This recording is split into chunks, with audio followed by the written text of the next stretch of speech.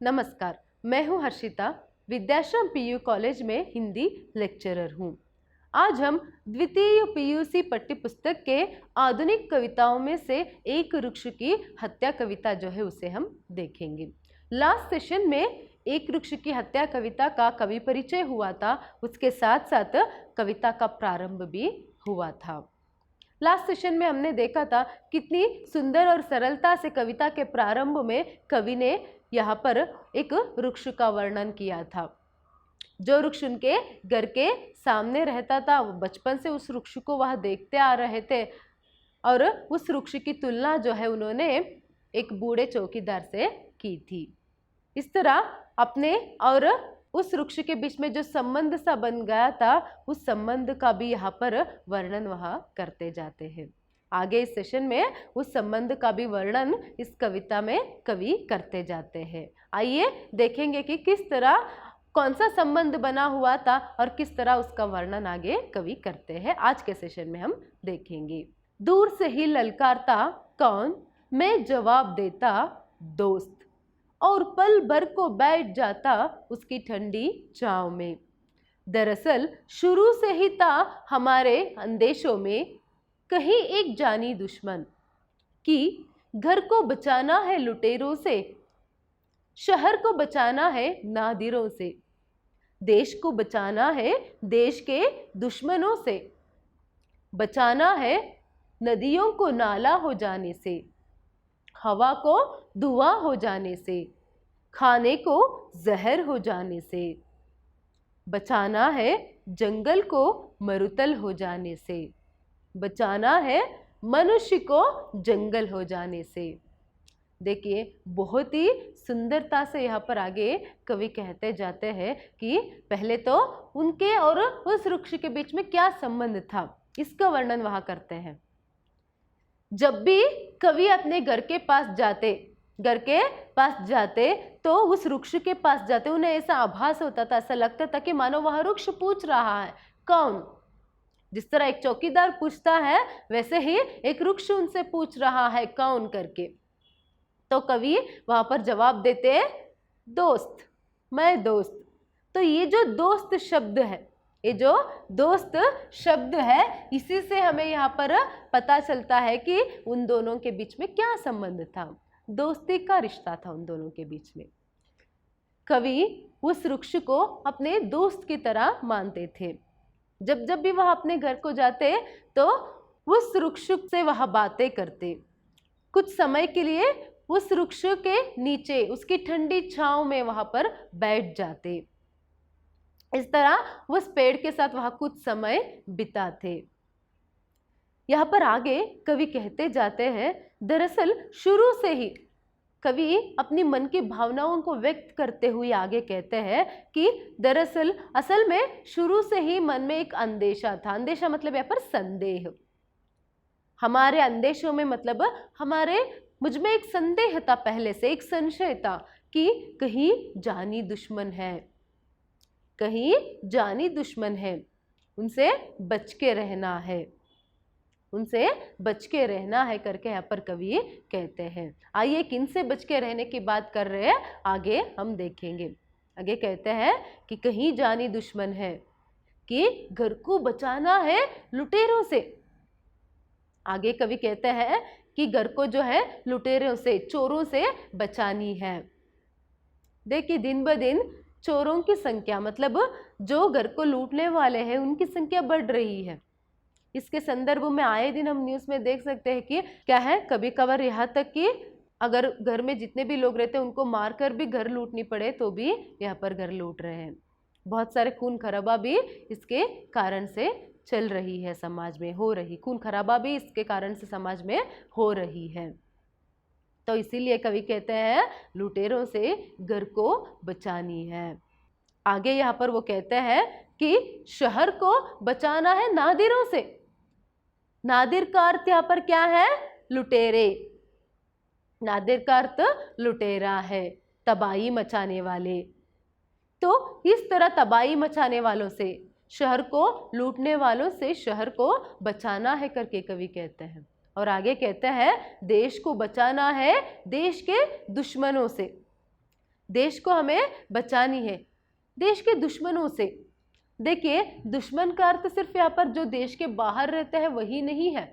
जो देश के बाहर रहकर देश पर यहाँ पर हमला कर रहे हैं, सिर्फ वही देश के दुश्मन नहीं है। उनके साथ साथ ऐसे बहुत सारे दुश्मन हैं जो हमारे देश में भी है, हमारे ही देश में रहकर हमारे ही देश को लूट रहे हैं, हमारे देश को लूट रहे हैं, हमारे देश को नुकसान पहुंचा रहे हैं। ऐसे बहुत सारे क्या है, दुश्मन है हमारे ही देश में, हमारे ही बीच में। तो इस तरह के लोगों से हमारे देश को बचाना है। देखिए, घर लूट रहे हैं, शहर को लूट रहे हैं, देश को लूट रहे हैं।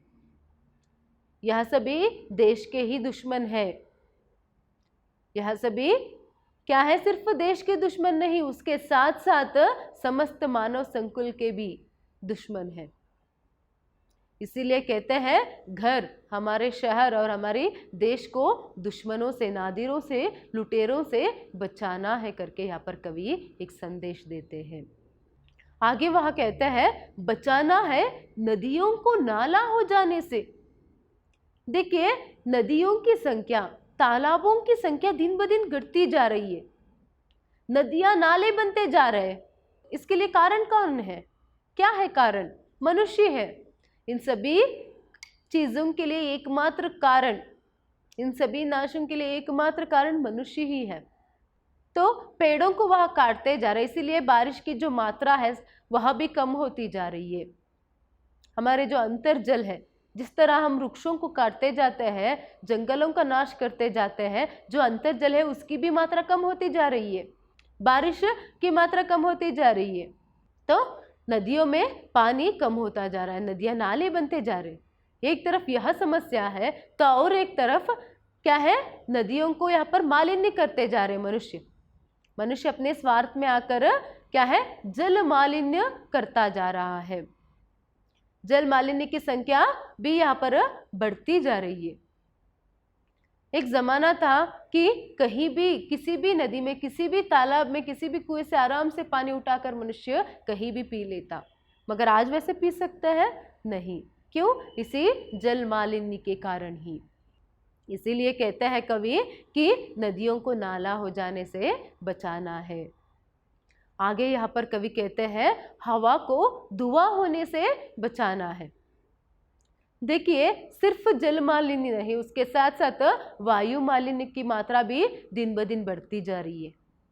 मनुष्य अपने स्वार्थ में वहाँ प्रकृति के बारे में नहीं सोच रहा, अपने समाज, अपने देश, अपने दुनिया के बारे में वह नहीं सोच रहा है, और लोगों के बारे में, अन्य जीवियों के बारे में वह नहीं सोच रहा है। हर किसी के पास एक एक व्हीकल, एक एक गाड़ी है। एक तरफ जो बढ़ती वाहनों की संख्या है उसके कारण यहाँ पर क्या हो रहा है, वायु मालिन्य हो रहा है, हवा जो है धुआं बनता जा रहा है। और जो बढ़ती कारखानों की संख्या है उसके कारण भी यहाँ पर हवा क्या है, धुआं बनते जा रहा है। इसके साथ साथ वो पेड़ों को काटते जा रहा है, पेड़ों की संख्या शहर में कम होती जा रही है। इससे क्या होगा, जो प्राणवायु है, प्राणवायु का अर्थ यहाँ पर क्या है, ऑक्सीजन। जो प्राणवायु है उसकी भी मात्रा जो है यहाँ पर शहर में कम होती जा रही है। इसके कारण से क्या हो रहा है, जल वायु मालिन्य जो है वह बढ़ती जा रही है, हवा धुआं बनते जा रहा है। इसीलिए यहाँ पर वायु मालिन्य को रोकने के लिए यहाँ पर संदेश कवि देते हैं। आगे कहते हैं खाने को जहर होने से बचाना है। एक तरफ जल मालिन्य, वायु मालिन्य को रोकने के लिए जहाँ कहते हैं, वही यहाँ पर दिन ब दिन और एक समस्या बढ़ रही है। क्या है, खाना जहर बनता जा रहा है। कैसे? इतने पेस्टिसाइड्स को यहाँ पर यूज करते हैं कि उसके कारण से खाने में वह सत्व नहीं बच रहा है। इसके साथ साथ सात्विक और पौष्टिक खाना जो है लोग कम खा रहे हैं, बदले में जो जंक फूड हम कहते हैं उसे ज़्यादा पसंद कर रहे हैं लोग। सॉफ्ट ड्रिंक्स जो कहते हैं उसे ज़्यादा पी रहे हैं। क्या रहते हैं उस सभी में, जो जंक फूड है, जो सॉफ्ट ड्रिंक्स है, या फिर जो भी यहाँ पर आधुनिक यहाँ पर खाने की जो शैली है उसमें ज़्यादा यहाँ पर क्या रहता है, प्रिजर्वेटिव्स। उन सभी में केमिकल्स को यूज कर रहे हैं, इसीलिए क्या है, खाना जो है जहर बनते जा रहे।